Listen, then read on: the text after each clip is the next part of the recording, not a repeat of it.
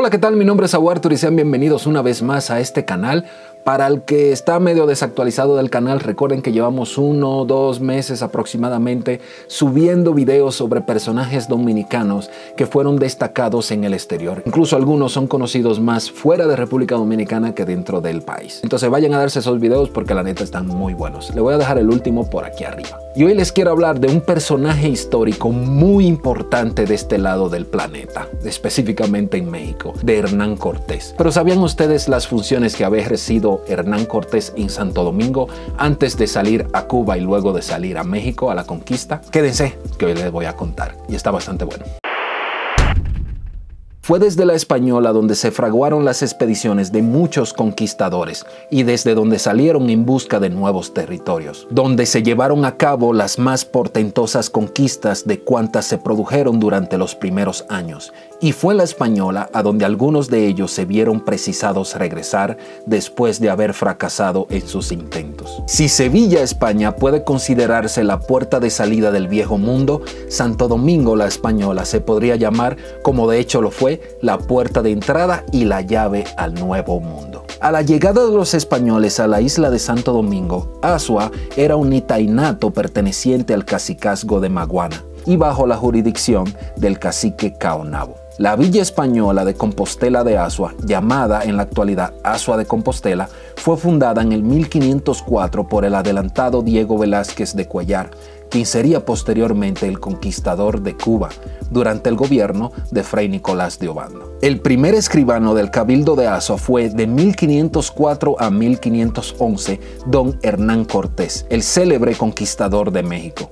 Y esto lo logró por haber participado en operaciones contra salvajes, entre comillas, y recibió una encomienda de indios. Lo más importante fue que se le diese la escribanía del ayuntamiento de Azua, cargo que lo hacía personaje de influencia. Cortés nace en Medellín, Extremadura, en 1485. En 1499 va a estudiar latín y principios legales en la Universidad de Salamanca.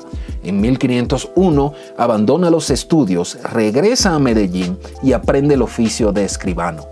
Intentó embarcar para la Española en la expedición de 1502 de Nicolás de Obando, pero un accidente sufrido en una aventura galante se lo impidió. Al cabo de 2 años pudo por fin trasladarse.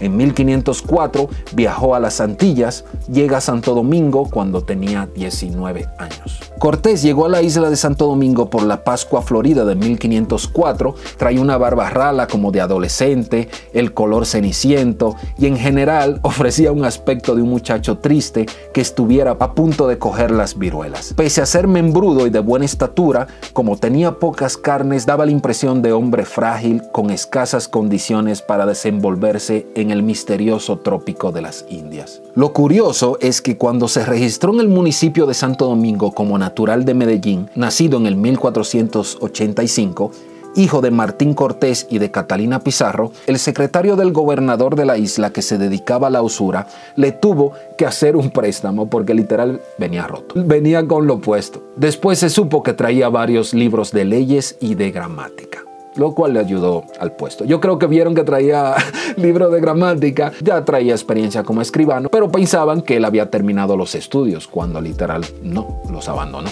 Al tiempo de la llegada de Cortés a la Española vivían los indios pacíficamente, pero poco después los de Higüey y otros se lanzaron contra los españoles. Obando les declaró la guerra, reunió soldados, formó un ejército y los sujetó. Cortés, sin conocimiento ni práctica de la guerra hasta entonces, ejecutó en esta campaña muchos y muy notables hechos de armas, dando ya anuncios de su futuro, lo cual bastó para que desde entonces lo apreciase el jefe y tuviera un lugar distinguido entre los soldados. Según era su uso, los indios con sus tierras fueron repartidos a los españoles. Dieron los suyos a Cortés, señalándole un campo que pudiera sembrar y cultivar.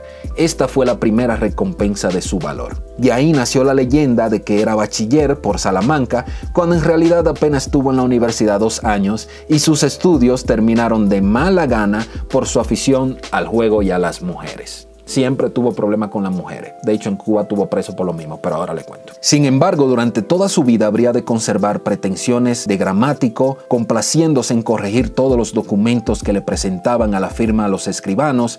En cuanto a las pocas leyes que aprendió, se las ingeniaba para manejarlas con gran provecho. Se dedicó a ganar dinero y a estar envuelto en continuas aventuras amorosas hasta que junto a Diego Velázquez se distinguió en la pacificación de la isla, lo que le valió junto con sus conocimientos de latín para que Nicolás de Obando, gobernador de la isla, le diera la escribanía de la villa de Azua y algunos indígenas. Y en 1509, Diego Colón, hijo del almirante, sustituye a Obando. En ese tiempo se construía un gran alcázar de Santo Domingo levantado en lo alto de una colina, en la desembocadura del río Sama y frente al mar, que seguramente impresionó al joven Cortés, lo que tal vez valió para despertar sus deseos y posteriormente construir su villa en Cuernavaca en lo alto de una colina, pero con vista a la escarpada montaña de Tepoztlán y a los esplendorosos volcanes. En el 1511, Diego Colón ordena la conquista de Cuba a Diego Velázquez y Cortés va con él como uno de los asistentes.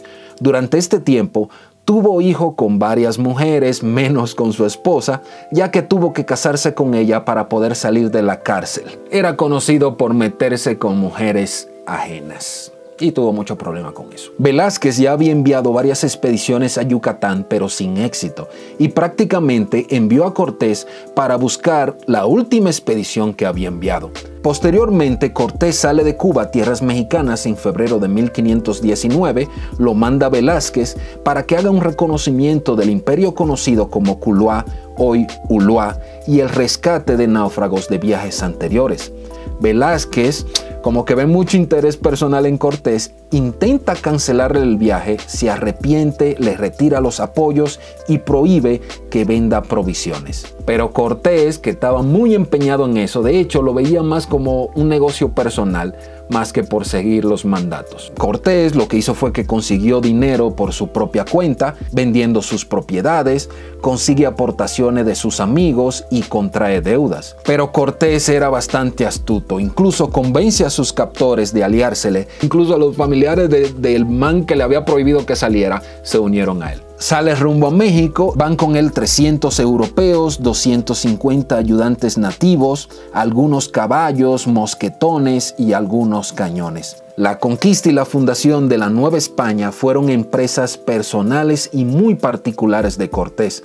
Él le puso este nombre y más tarde, con apoyo del rey, en mayo de 1524 llegarían los 12 franciscanos a evangelizar y ayudarle a organizar esta nueva nación. Sus comienzos en América habían sido más bien grises. Pasó de la pobreza en una modesta escribanía en la villa de Azua en Santo Domingo, donde residió como encomendero. De acuerdo a las escrituras de Azua, porque ahí están, Hernán Cortés residió en Azua durante varios años, desde el 1504 al 1511. Solía pasar sus horas de esparcimiento en la playa de Monterrío. Es bien curioso que varios de estos personajes que llegaron a América siendo literal unos NPC, incluso el mismo Hernán Cortés que llegó a Santo Domingo nada más con lo que tenía puesto y un par de libros, que hasta préstamo tuvieron que hacerle. ¡Wow! Bueno, la historia no hay que juzgarla, simplemente la historia está ahí. ¿Sabías tú del trabajito que tuvo en Azua Hernán Cortés antes de partir a Cuba y luego salir a Yucatán? Recuerda que darle like y compartir los videos es la forma más sencilla, barata y práctica de ayudar que este canal crezca.